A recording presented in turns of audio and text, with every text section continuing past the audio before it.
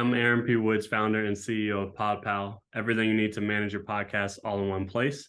The company started in 2018, bootstrapped and part-time with myself and my co-founder, Keith Marcel, who is our VP and head of UX.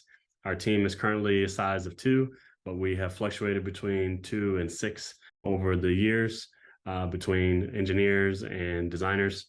And currently we're working as a duo, looking for a head of engineering while we continue to build the product and work with our contractors to kind of keep things stabilized, as well as improve upon the features that PodPal offers. So PodPal actually got started when my wife started podcasting. She was running her own podcast and doing all the administrative work behind the scenes, and quickly realized that, man, I saw that as an opportunity to create a digital solution in this space that I didn't really see out there. After a little bit of research, as well as talking to over 200 podcast creators and getting their feedback and insight into an application that they would want for this use, we developed PodPal, and that's really how it got started, just experiencing the problem ourselves. So since launching PodPal, we've acquired over 1,000 users, as well as 15 or so paying customers. We've been testing pricing so we can get a better idea of what our acquisition costs and our long-term value are like as we look to raise a seed round pretty soon. We have won awards and been recognized by major leaders in business and technology, including Google for startups, Hennessy, Target, JP Morgan Chase, and others.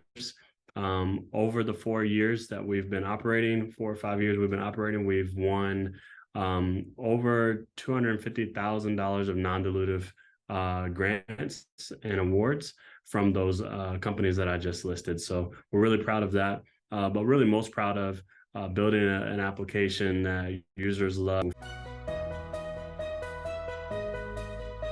I think the biggest challenge has been the timing of receiving and the timing of having people in place to basically utilize that capital has been one of the challenges. The other challenge has been that we still have our full-time jobs because we haven't raised a significant amount of outside capital. So balancing and juggling the responsibilities of full-time employment and then building a startup on essentially nights and weekends has been extremely challenging, and on both us mentally and physically.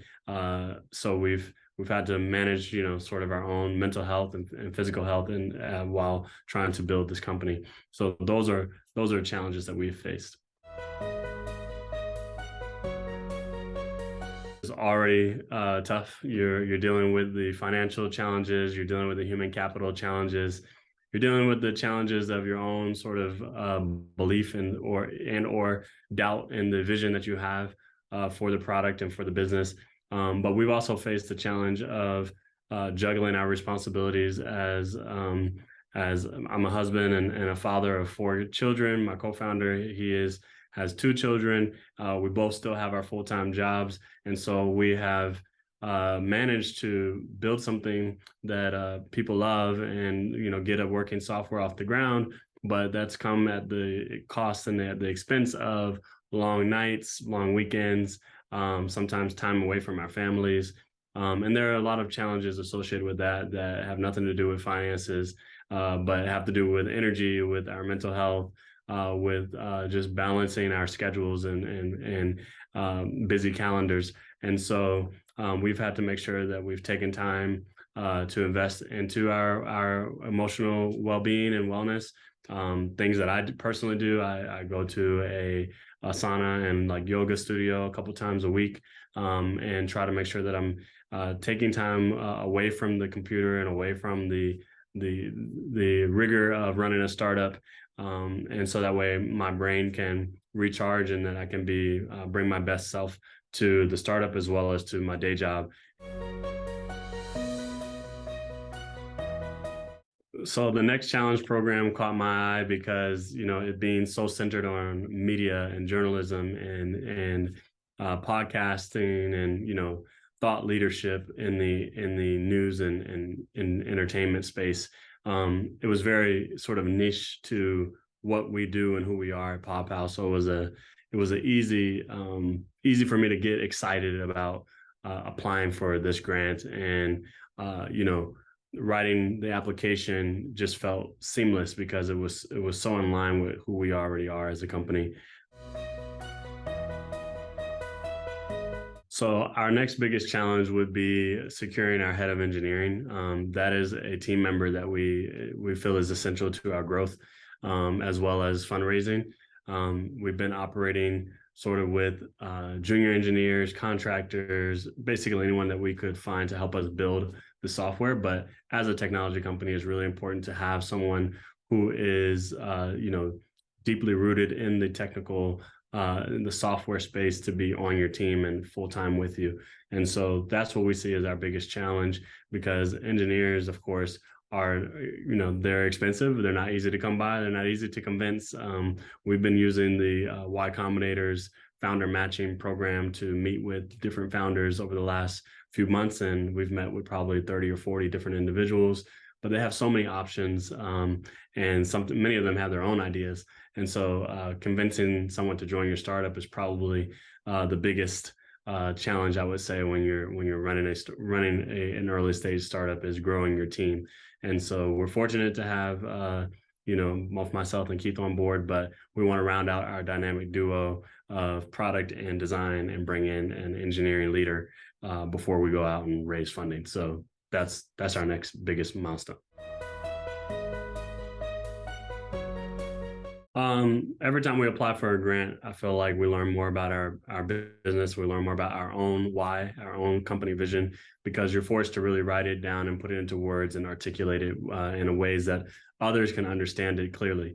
So I think through this process, we learned, just that we have a vision that is solid and that is different and unique from what other people are doing in the podcast and media space.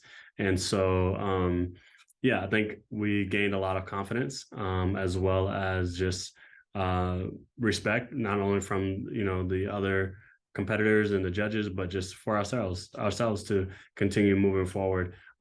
So anytime you write all these things down and have to look at the numbers and the data and sort of prove yourself, you get to prove it to others, but you get to prove it to yourself, which is really important as an entrepreneur, because no one is forcing you to show up to work every day and go work on this startup that you might not even be getting a paycheck for. So you have to have a large amount of self-belief to keep going forward. So I'm really thankful for the application process, because it continues to anchor the reasons why we're doing what we're doing, and also how we distinguish ourselves from others in the space.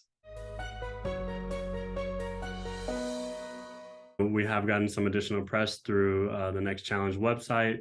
Also the Horizon Fund, which is sort of a sister fund, a venture fund that is connected with the Glenn Nelson Center, have reached out about a potential partnership and follow-on investment, wanting to participate in our seed round. So yes, some good things have already begun to come out of this, and we expect more in the future.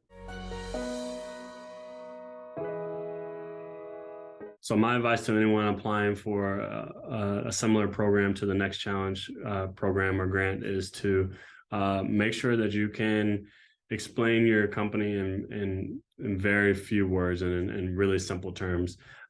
Basically, it's going to be very difficult to convince anyone of your idea if you're not fully convinced yourself. And I believe that someone who's fully convinced can explain things in pretty simple terms and pretty simple detail.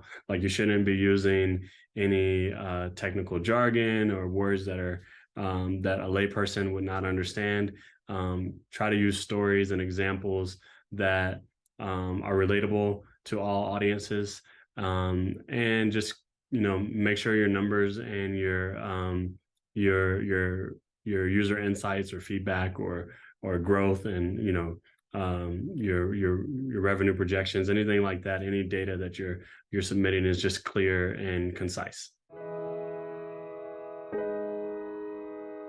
That's something that actually was very memorable for me. The YouNoodle platform was really good for putting, all the application information in. I like that it was streamlined. I like that it showed me very clearly which fields were complete and which ones needed updating. I also liked that I was able to save my progress and I didn't have to complete the entire application at one time. Um, the interface was very intuitive. As designers and product builders ourselves, we always take note of if something's easy to use, because that's something we do every day with our own company. And so I have participated and filled out tons and tons of grants. Many of them I've won, many of them I haven't. So I've probably done this 40 or 50 times. And so I can say that the YouNoodle platform definitely stood out in terms of an easy sort of way to make sure that I had all the information that the application team was requesting, and I appreciated that.